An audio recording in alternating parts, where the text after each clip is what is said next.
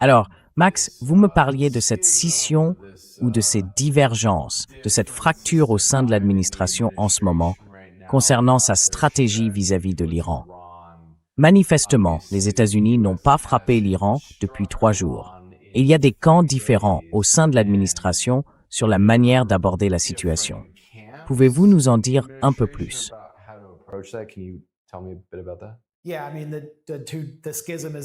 Oui, enfin, la fracture porte sur quelque chose qui ne vous surprendra pas, qui sert de relais à Israël et qui tente au moins modestement de représenter les intérêts américains. Et cela devient en réalité une division au sein même du Pentagone, ce qui est vraiment intéressant. Publiquement, le commandant du CENTCOM, Bradley Cooper, met en garde contre une pénurie de munitions. Et Dan Kane, le président des chefs d'état-major interarmés, la haute hiérarchie du Pentagone, dit lui aussi la même chose. Il n'y a pas assez de munitions pour soutenir cette guerre indéfiniment. Ils ont épuisé toutes leurs cibles dans le détroit d'Ormuz. Ils n'ont pas réussi à déloger l'Iran de son contrôle sur le détroit d'Ormuz, et ils ont désormais besoin d'une pause. Et ils ne parlent pas seulement de munitions à distance, comme les Tomahawk.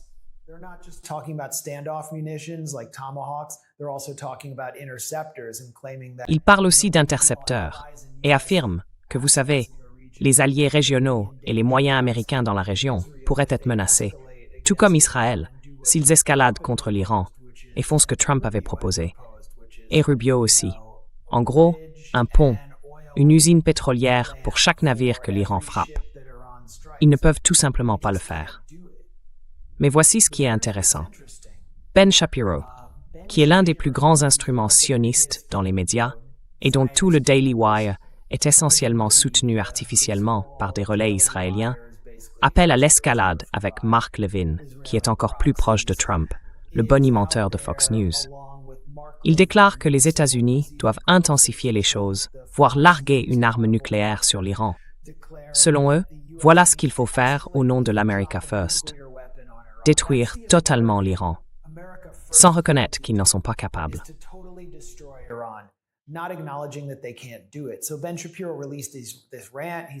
Alors, Ben Shapiro a publié cette diatribe. Il a dit, vous savez, que c'était acceptable que 4 soldats américains soient morts et que des dizaines et des dizaines d'autres aient été blessés. C'est ce qui arrive en temps de guerre. Il faudrait tout simplement détruire l'Iran. Tucker Carlson lui a répondu en se moquant de lui, le qualifiant de va-t-en-guerre planqué qui défend les intérêts israéliens plutôt que ceux des Américains. Mais si vous lisez attentivement la réponse de Tucker, il dit quelque chose qui m'avait échappé au départ. Brad Cooper, le chef du CENTCOM, reçoit en fait des conseils privés de Mark Dubowitz. Qui est Mark Dubowitz? C'est en gros le principal représentant d'Israël sur K Street, à la Fondation pour la défense des démocraties, qui s'appelait à l'origine EMET, U-M-E-T, une organisation dont les documents fondateurs indiquaient que son objectif était d'améliorer l'image d'Israël aux États-Unis.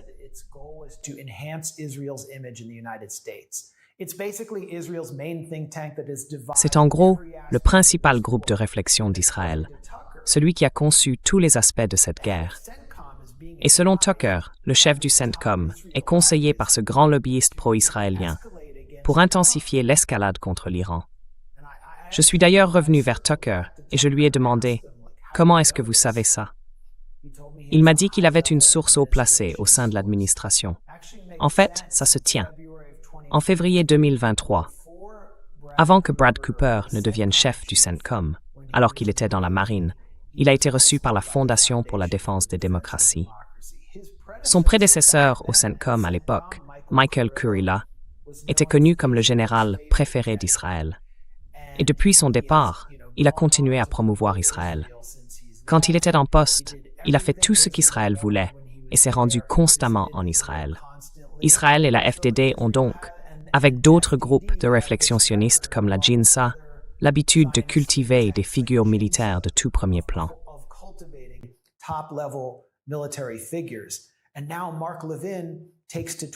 Et maintenant, Mark Levin va sur Twitter X et dit « Je suis en train de le lire.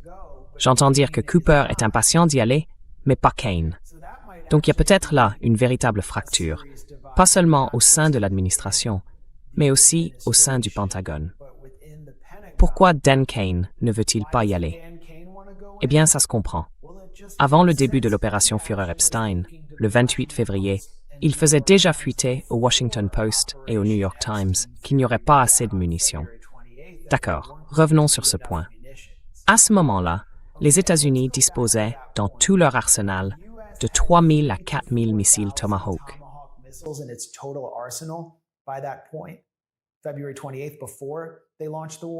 Le 28 février, avant de lancer la guerre, ils ont tiré 27 missiles Tomahawk pour assassiner l'ayatollah Ali Khamenei dans son complexe, que j'ai récemment visité à l'extérieur de Téhéran. Début avril, les États-Unis avaient utilisé 800 missiles Tomahawk, soit près d'un quart de l'ensemble de leur stock. Ils consommaient des Tomahawk à un rythme record et commençaient à puiser dans leurs réserves de missiles JASM. Pourquoi utilisaient-ils toutes ces munitions à distance de sécurité? Parce qu'ils avaient peur de faire patrouiller des avions au-dessus de l'Iran. Ils risquaient d'être abattus par le système antiaérien iranien Majid, de type embuscade. Et nous l'avons vu porter des coups sérieux. Enfin, c'est le premier système antiaérien à avoir touché des F-35.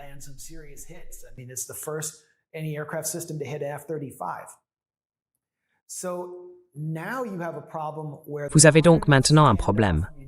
Il n'y a pas assez de munitions à distance de sécurité. Ils ne peuvent pas maintenir des avions au-dessus de l'Iran parce qu'ils craignent de perdre les pilotes. Et leurs bases sont détruites au sol par les missiles balistiques iraniens. La base aérienne d'Al-Udeid, au Qatar, a été totalement évacuée et l'Iran frappe désormais leur base en Jordanie. Qu'est-ce que cela signifie? Cela signifie qu'ils doivent éloigner encore davantage leurs avions ravitailleurs en vol, alors qu'ils en auraient besoin pour ravitailler les avions chargés de neutraliser les défenses aériennes iraniennes. Ils ne peuvent donc pas vraiment. Ils ont du mal à lancer des opérations offensives et ils rationnent les missiles intercepteurs sur ces bases.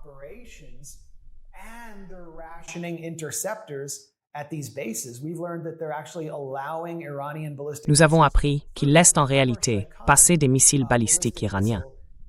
Et le missile balistique Khiber Shaikhan a vu sa précision augmenter énormément depuis le début de la guerre. C'est donc une nouvelle défaite stratégique majeure pour les États-Unis, qui ont suspendu ces frappes depuis 3 jours. Et le lobby israélien, et en gros les forces d'Israël à l'intérieur des États-Unis, s'accrochent à l'espoir que le chef du CENTCOM, Brad Cooper, sera assez docile pour défier toute logique, ainsi que le calcul froid et implacable des stocks de munitions, afin de repartir attaquer l'Iran. Et Israël a besoin que les États-Unis le fassent, parce que tout accord que Trump conclurait avec l'Iran, quel qu'il soit, nuit aux intérêts d'Israël.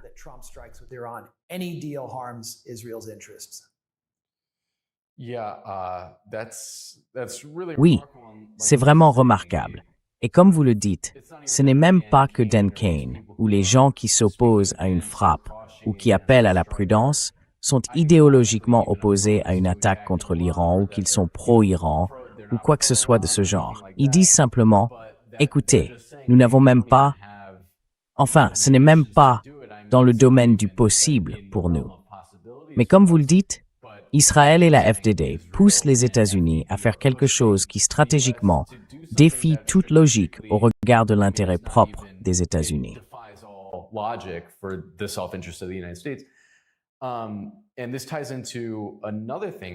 Et cela rejoint une autre chose qui vient de se produire, cette attaque ukrainienne contre des navires iraniens.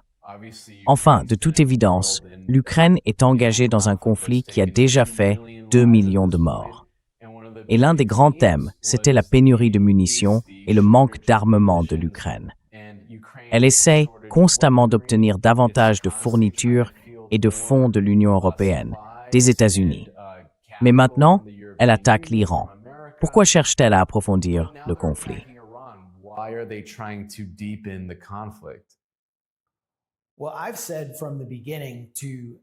Eh bien, je l'ai dit dès le début aux libéraux pro-palestiniens, qui n'avaient absolument aucune analyse de l'impérialisme. Si vous soutenez l'Ukraine, et si vous appelez à envoyer l'USAID en Ukraine, vous soutenez le même système d'hégémonie impérialiste qui a condamné les Palestiniens au camp de réfugiés et au siège à Gaza. L'Ukraine et Israël sont objectivement du même côté. Et maintenant, c'est très clair. Même si, idéologiquement, l'Ukraine ne fait pas forcément cela par idéologie sioniste, elle s'est positionnée comme un grand Israël en Europe de l'Est, selon les mots de Dan Shapiro, ancien ambassadeur américain en Israël sous Obama, afin de répondre au désir des États-Unis d'affaiblir la Russie et de maintenir le soutien américain. Or, c'était bien plus facile sous Biden.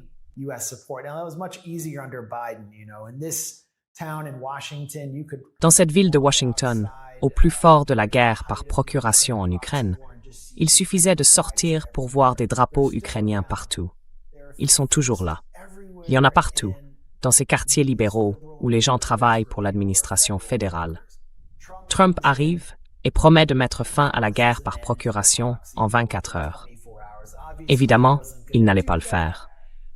Maintenant, il y est pleinement engagé. Mais l'Ukraine est dans une situation où elle a le sentiment d'avoir obtenu une sorte d'avantage tactique en utilisant des SM de drones pour frapper les infrastructures pétrolières russes et provoquer une crise pétrolière en Russie. Mais elle n'est pas réellement capable de tenir le territoire dans le Donbass.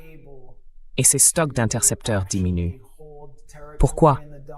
Parce que l'empire est trop étendu.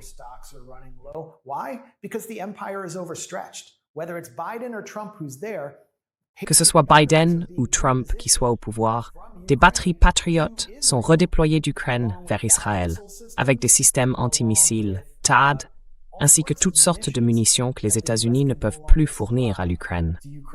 Pourquoi? Parce que le lobby israélien contrôle l'administration Trump. L'Ukraine est, vous savez au mieux, un partenaire junior désormais. Alors comment revenir dans les bonnes grâces de Trump? La route vers Washington passe par Tel Aviv. Donc, attaquer l'Iran. Attaquer l'Iran via son trafic maritime et essayer d'attirer l'Iran dans une sorte de conflit périphérique. Esmail Bagaei, le porte-parole du ministère iranien des Affaires étrangères, a comparé ces attaques ukrainiennes aux attaques menées par des anarchistes avant la Première Guerre mondiale, afin d'entraîner les grandes puissances dans une guerre plus vaste. Et Dmitri Peskov, le porte-parole de Poutine, a déclaré qu'il était d'accord avec l'analyse de Bagaei.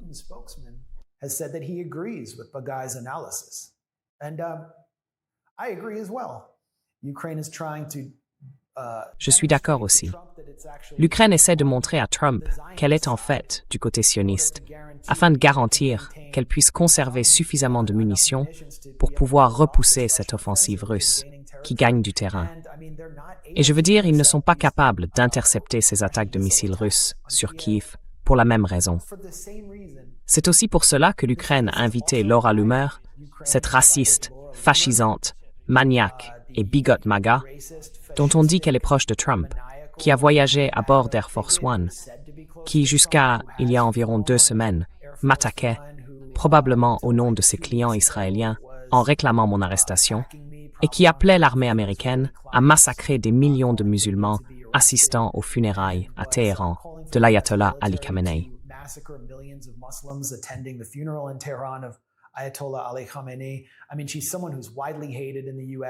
Je veux dire, c'est quelqu'un qui est très largement détesté aux États-Unis.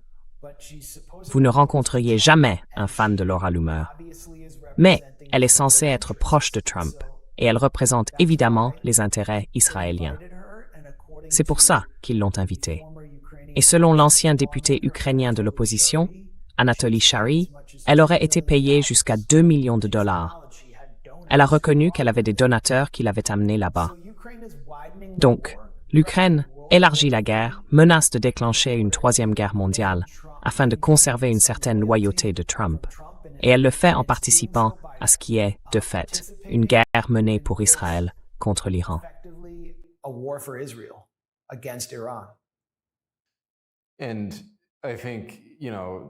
Et je pense que vous soulevez un point vraiment intéressant.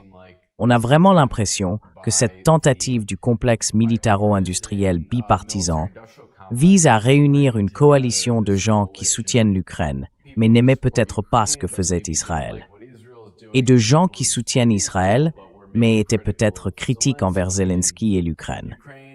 L'idée, en quelque sorte, est de les rassembler. Chacun, individuellement, se retrouve clairement désormais du même côté, à combattre les ennemis plus larges de l'impérialisme américain.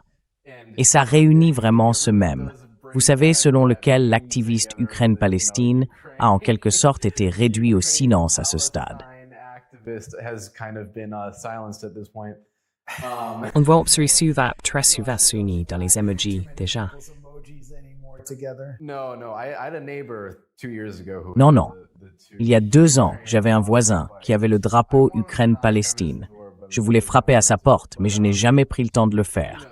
Mais bon, vous voyez, donc évidemment, j'ai l'impression que tout ça culmine en quelque sorte en ce moment. Zelensky comme Netanyahou rendent tous les deux visite à Trump, et vous savez, j'aimerais avoir votre point de vue. D'après vous, qu'est-ce qu'ils vont demander au président?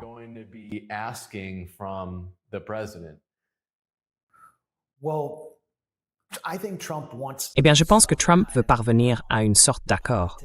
Politiquement, ça devient trop lourd pour lui. Et Lindsey Graham est mort. Il y a ce nouveau documentaire du Wall Street Journal, je crois que c'est un documentaire du Wall Street Journal, qui montre Lindsey Graham dans son bureau le jour où Trump a attaqué l'Iran, et c'est très sombre. Il explique que Trump aime vraiment faire exploser des choses, et il sourit. On voit qu'il tire presque une satisfaction libidinale, érotique, de ce qui s'est passé ce jour-là, alors qu'il s'agissait en réalité du massacre de 168 écolières et de leurs enseignantes à Minab. Plusieurs massacres ont été commis ce jour-là. Un homme complètement malade. Netanyahou vient rendre hommage à Lindsey Graham, venir à ses funérailles.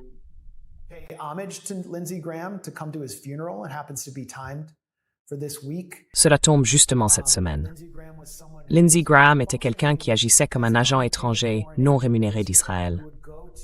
Il allait à Tel Aviv, demander à Netanyahou comment joindre Trump et lui dire comment s'y prendre. Netanyahou va donc s'appuyer sur ce qu'il a appris de Lindsey Graham pour atteindre Trump. Revenons à l'époque Biden. Des étudiants de Columbia manifestaient. Vous filmiez les campements. Netanyahou exige que Joe Biden et son administration fassent intervenir la garde nationale et provoquent un massacre à la Kent State contre des étudiants américains. J'étais assis dans la salle de briefing du département d'État et Matthew Miller, qui était alors le porte-parole, a été interrogé. Est-ce qu'il le condamnera? Et il a refusé de le condamner.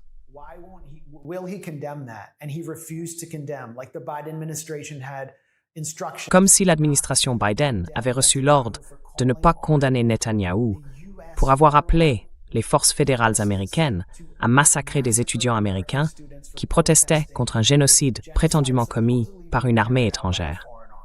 Je veux dire, ça montre à quel point il contrôlait l'administration Biden. Il n'aurait même pas. Enfin, imaginez si Poutine avait fait ça. En ce moment, Netanyahou se rend à New York comme à Washington. Lui et ses relais Israël d'abord, ou si vous préférez, Israël uniquement, aux États-Unis, mènent une campagne d'incitation à la violence contre le maire de New York parce qu'il a appelé à appliquer le mandat de la CPI contre Netanyahou. Ce qu'ils font est choquant.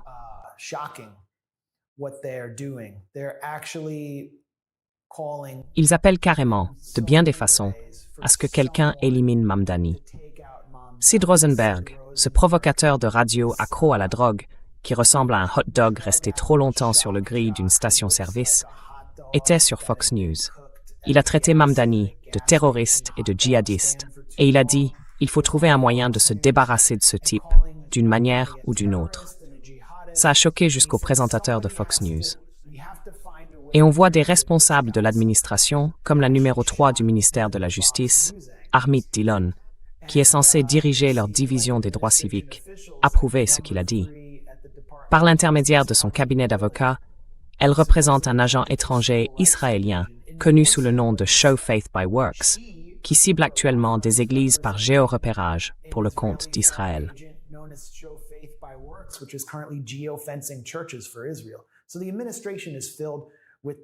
Donc l'administration est remplie de ces agents d'Israël, de véritables agents, et Trump est entouré d'eux. Mais Netanyahou a eu sa guerre. Il a convaincu. Bon, revenons à février. Pourquoi est-ce que j'ai évoqué ces deux incidents avant d'y arriver? Simplement pour montrer à quel point Israël peut se permettre de s'ingérer et le niveau de contrôle qu'il exerce sur cette administration. Aucun autre pays ne pourrait inciter à la violence contre un responsable américain élu, comme ils le font contre Mamdani. Et puis vous avez eu Netanyahou, lors de ce qui était, je crois, sa 7e visite aux États-Unis en février dernier, juste avant le début de la guerre. Il est entré dans la salle de crise de la Maison-Blanche, s'est assis au bout de la table, ce qui n'était jamais arrivé sous Trump.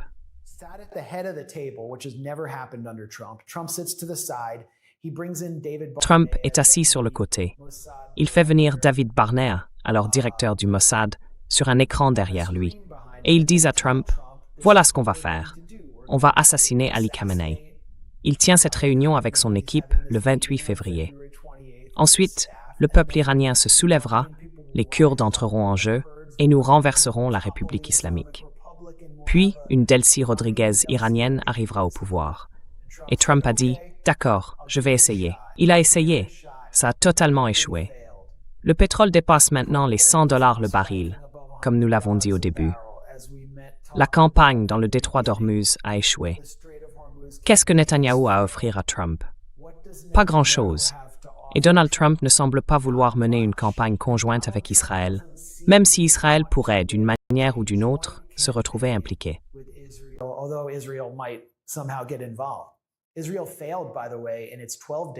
Israël a échoué, d'ailleurs, dans sa guerre de 12 jours contre l'Iran, menée seul, et il a eu besoin que les États-Unis viennent le sauver en juin 2025. Donc, ça ne se présente pas bien pour Israël, mais ils doivent continuer la guerre. L'objectif de Trump, au départ, c'était le changement de régime, la liberté. Ensuite, il a menacé l'Iran de détruire sa civilisation. Et c'est devenu une question d'éliminer leur poussière nucléaire, comme il l'a dit. Maintenant, il s'agit d'ouvrir le détroit d'Ormuz et de revenir au statu quo d'avant le 28 février. Il n'y a pas d'objectif clair. On dirait qu'il lui faut une porte de sortie. Mais pour Netanyahou, l'objectif est de poursuivre la guerre, parce que l'objectif d'Israël, c'est la destruction de l'État. Ils ont besoin que l'Iran soit tout simplement totalement détruit.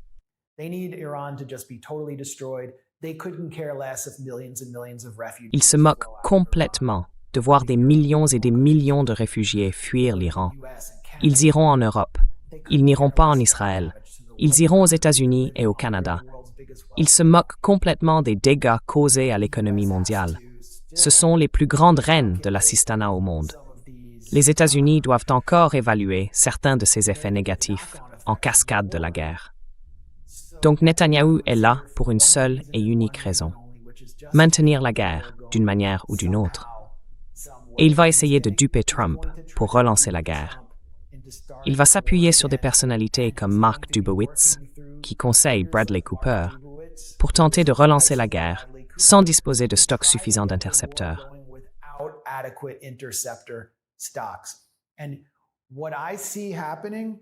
Et ce que je vois se produire, c'est que Trump finira par céder sur une partie de tout ça, et que la situation pourrait à nouveau s'aggraver. Elle s'aggrave déjà autour du Yémen, avec le siège saoudien et le contre-siège d'Ansar Allah contre le transport maritime saoudien.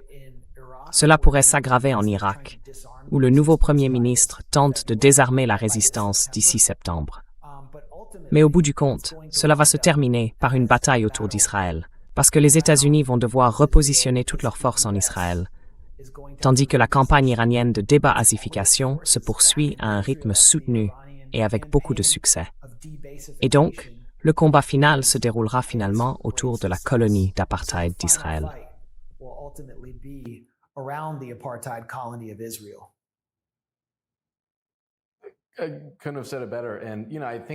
Je n'aurais pas pu mieux le dire.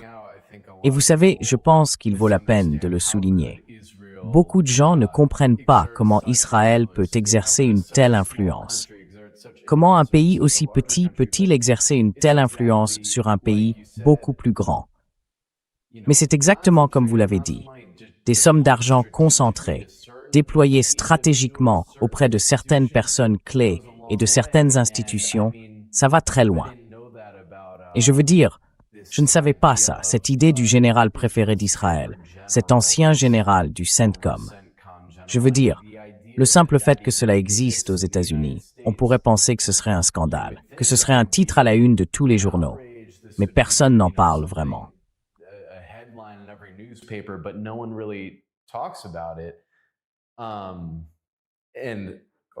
Et comme vous le dites, vous savez, on en est arrivé à ce point. On a des Israéliens ou des sionistes qui appellent à éliminer les maires de villes américaines, à faire intervenir la garde nationale, à mener des guerres pour lesquelles, littéralement, nous n'avons pas les munitions nécessaires. J'ai vu un titre. Lockheed Martin est désormais en partenariat avec GM, le constructeur automobile, pour fabriquer davantage de missiles Patriot et de missiles THAAD. Enfin, on a l'impression que toute notre économie est maintenant orientée vers ça. Nous réorientons littéralement notre production pour maintenir cette dynamique de guerre et pour défendre Israël. Exactement. Exactement.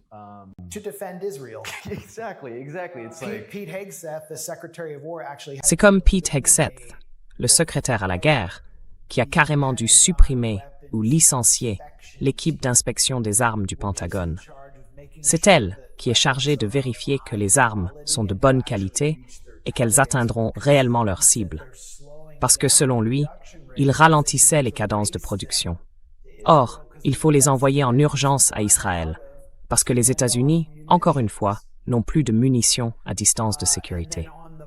Et puis sur la question de l'ampleur du programme du lobby israélien, de la profondeur à laquelle ça va, j'ai vu aujourd'hui une interview ou un extrait d'interview avec Greg Bovino. Vous vous souvenez de lui? C'était le chef de la police des frontières.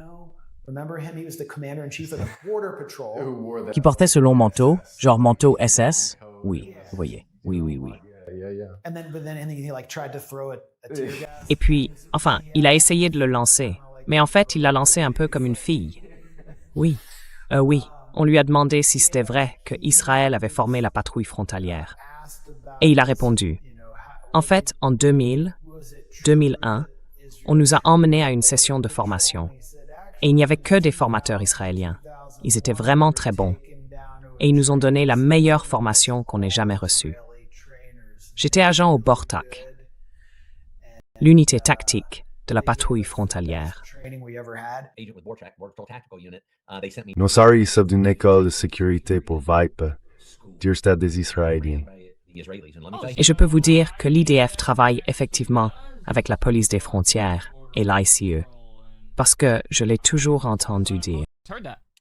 Et c'est ça où est destiné normal des forces de l'ordre. Donc, même avant le 11 septembre, il était préparé. Je veux dire, c'est considérable. La JINSA, que j'ai mentionné tout à l'heure, le Jewish Institute for National Security Affairs, ils ont amené des milliers d'officiers militaires, littéralement des milliers, à des sessions de formation. L'ADL, elle a amené des centaines et des centaines de policiers et de responsables militaires en Israël. Et beaucoup de ces gars n'ont aucun autre cadre pour comprendre le conflit. Donc, ça a un véritable impact sur eux. Et vous savez, on peut le voir se produire.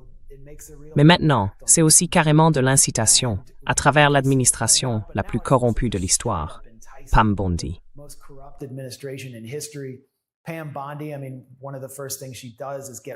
Je veux dire, l'une des premières choses qu'elle fait, c'est supprimer la division des pratiques de corruption à l'étranger au ministère de la Justice, affaiblir les protections prévues par la FARA, parce qu'elle était la principale lobbyiste du Qatar, et rendre beaucoup plus facile pour les gens de l'administration d'agir concrètement comme des agents étrangers.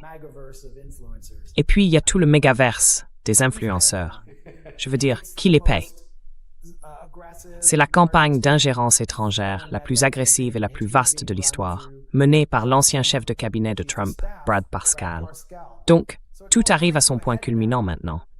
Les pots de vin, l'intimidation, les mensonges, les tromperies, la manipulation, face à la froide et dure réalité que cette guerre a échoué et que l'Iran a repoussé un empire en déclin.